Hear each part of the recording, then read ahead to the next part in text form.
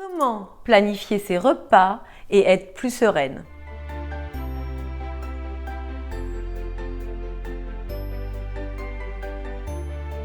Bonjour et bienvenue dans cette nouvelle vidéo destinée à améliorer ta vie de femme, la transcender et accéder au meilleur. Dans cette nouvelle vidéo, on va parler de choses pratiques. Lorsque j'ai fait une vidéo sur comment avoir une maison propre et rangée et attirer l'amour dans sa vie, c'était surtout pour vous sensibiliser sur le fait qu'en tant que femme, nous sommes un tout. Nous sommes un tout qui, lorsque nous améliorons les différentes sphères qui composent notre vie, nous gagnons dans tous les domaines. Nous gagnons en confiance en nous, en amour de soi. Nous nous affirmons en devenant les meilleures versions de nous-mêmes. Nous devenons ainsi attractives, puissantes et bien dans notre peau. Ce qui fait que nous augmentons indéniablement notre valeur. Auparavant, nous avions des guides, des ouvrages, nos mères nous conseillaient, nous orientaient pour pouvoir œuvrer positivement au sein de notre foyer. À l'heure actuelle, à croire que c'est réducteur de vouloir s'occuper de sa maison, de s'occuper de son foyer, de son intérieur ou de sa famille.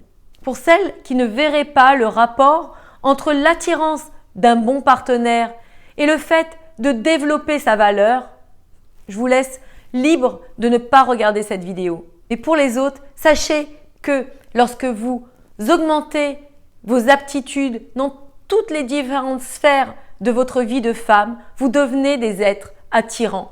Vous devenez vraiment des femmes où les hommes auront envie de se battre pour être avec vous. Donc, revenons au vif du sujet.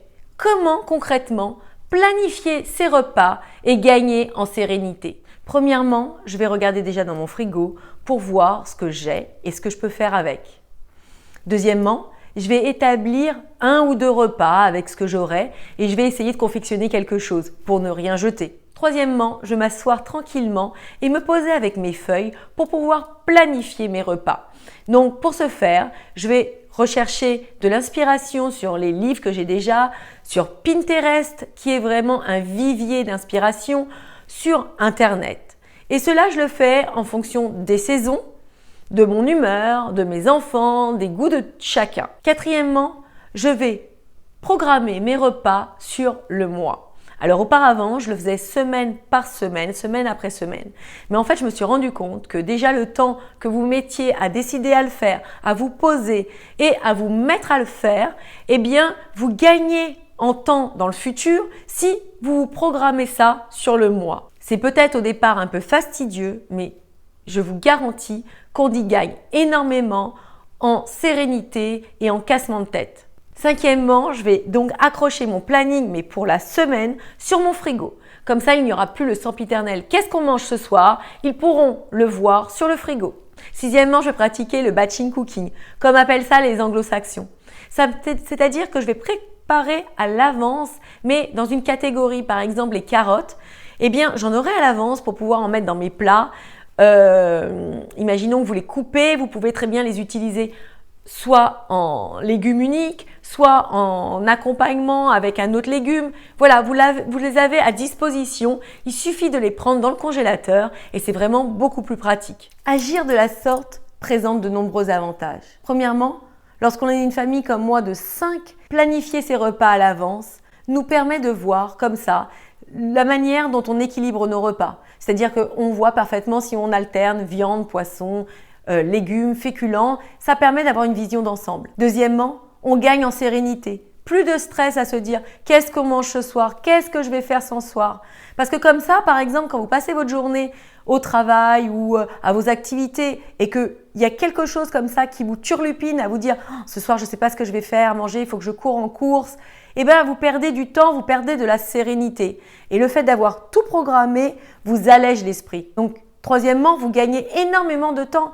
Certes, c'est un peu fastidieux et un peu pénible de le faire au départ, mais après, sur le long terme, vous allez voir comme vous allez gagner en sérénité et en quiétude. Du coup, quatrième point, vous allez pouvoir profiter de vos soirées, être détendu et ne pas vous retrouver à 21h30 en train de nettoyer encore la cuisine parce que vous aurez démarré tard, faute de savoir quoi faire. Cinquièmement, vous allez gagner en temps libre.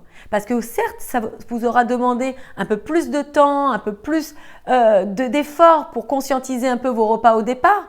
Mais après, sur le long terme, ce sera vraiment facile et ça coulera de source puisque vous n'aurez plus qu'à suivre exactement ce que vous avez prévu. Et dernier point, on évite la monotonie de lorsque l'on ne sait pas quoi faire, on va faire toujours les mêmes choses.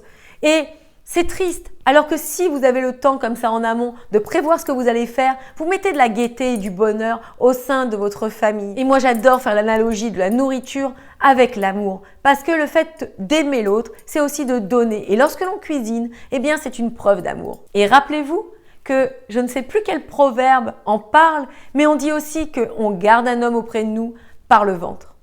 Alors, faites-moi confiance. Se donner la peine de cuisiner, se donner la peine de donner toute notre attention dans ce que l'on peut préparer et offrir à l'autre, c'est toujours un gain énorme pour nous. Voilà, cette vidéo est terminée. J'espère qu'elle vous aura plu. Laissez-moi savoir si vous appréciez ce genre de sujet, si vous avez envie que je vous partage mes astuces et mon quotidien encore. Et je suivrai avec grand plaisir vos indications. Je vous embrasse et je vous dis à bientôt pour une prochaine vidéo. Toujours comme d'habitude, n'hésitez pas à partager, à liker la vidéo, à vous abonner à cette chaîne si ce n'est pas fait. N'oubliez pas aussi à vous abonner à ma liste Gmail privée où je partage d'autres ressources inspirantes. Je vous embrasse et je vous dis à très vite pour une prochaine vidéo. Ciao!